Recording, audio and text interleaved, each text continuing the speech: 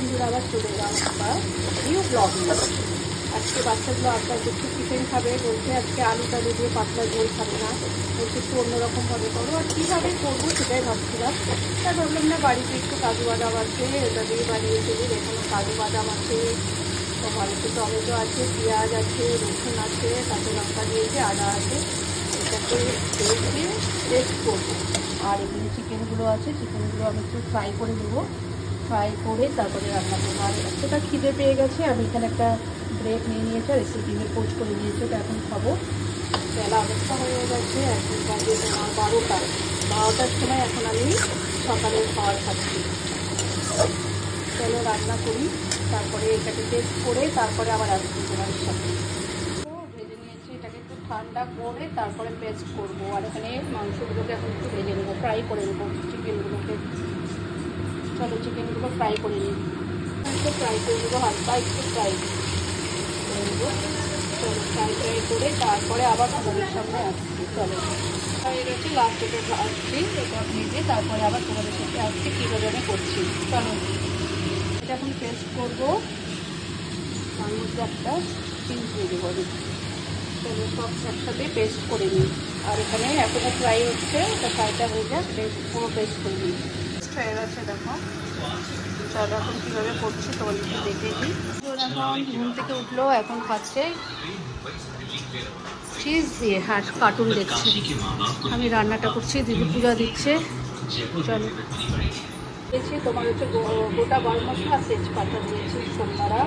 এখন পেস্টটা দিয়ে ভালোভাবে কষিয়ে নেবো। চলো দিয়েছে হলুদ গুঁড়ো, লঙ্কার গুঁড়ো, একটু ধনের গুঁড়ো দিয়েছে, আমি 1 চামচ দিয়েছি। আর দিয়েছি তোমার লবণ, আর একটু স্বাদ অনুযায়ী একটু মিষ্টি দেবো, তাহলে ব্যালেন্সটা ঠিক হয়। আর দেবো টক দই। ভালোভাবে কষিয়ে নিই এটাকে, যতক্ষণ না তেল না ছাড়বে ভালোভাবে কষাতে হবে এটা।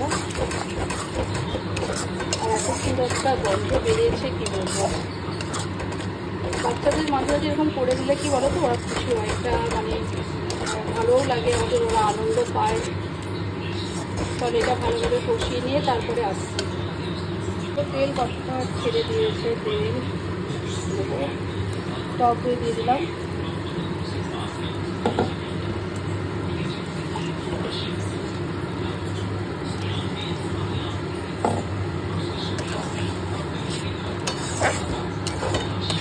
কালারটা লাগছে দেখো, কি দারুণ কালারটা এসছে।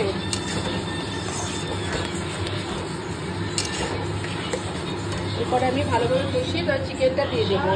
দিয়েছি কসুরি মেথি, এত সুন্দর একটা ফ্লেভার, মানে গন্ধ বেরিয়েছে না, কি বলবো, মানে একদম রেস্টুরেন্ট টাইপের।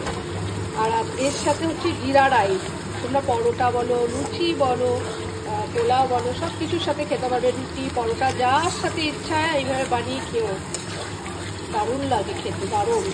চলো এখন চিকেনগুলো দিয়ে দিই।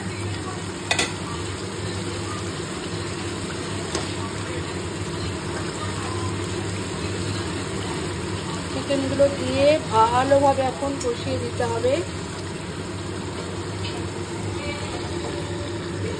চলো ভালোভাবে এখন চিকেনটা কষিয়ে নিই। আর গরম মশলা দিয়ে দিয়েছি, কালারটা দেখেছো কি সুন্দর এসছে কালারটা।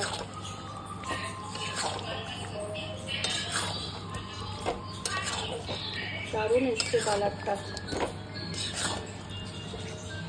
কারা কারা এইভাবে রান্না করো প্লিজ একটুখানি কমেন্ট করে জানাবে। আর যাদের ভালো লাগছে একটুখানি লাইক কমেন্ট করে একটু শেয়ার করো। একটা রেসিপিও তোমাদের সাথে কন্টেন্ট খুঁজে পাই না, সত্যি কথা। তাই ভাবলাম না, বাড়িতে যেটাই করছি একটুখানি তোমাদের সাথে শেয়ার করি, একটা কন্টেন্ট মানে হয়ে যাবে আমার একটা কন্টেন্ট বলো। আর ভালোও লাগে তোমাদের সাথে শেয়ার করতে। চলো এটা ভালোভাবে কষিয়ে নিই, তারপরে আমি একটুখানি জল দেবো, বেশি জল দেবো না, কারণ চিকেনটা তো ভাজা করেছি, তাও একটু সফটনেস আনার জন্য হালকা একটু জল দেবো। চলো পরে আসছি আবার।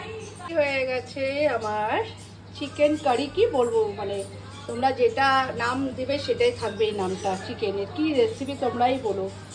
বাচ্চাদের মানে বাচ্চাদের জন্য করলাম, ওরা খেতে চেয়েছে সত্যি কথা। আর সবসময় দেখবে আলু দিয়ে পাতলা ঝোল, এমনি নর্মাল রান্না ভালো লাগে না, একটু রুটি টুটির সাথে খেলে খুব ভালো লাগবে। চলো মেয়েকে একটু দিই, মেয়ে অনেকক্ষণ ধরে ওয়েট করছে, ও বলছে একটু দাও টেস্ট করে, ওই বলবে কেমন হয়েছে।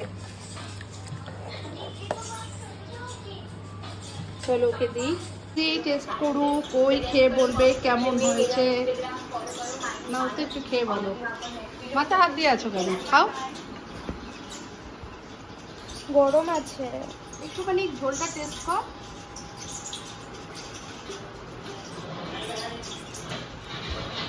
কাজু বাদাম নিয়ে না?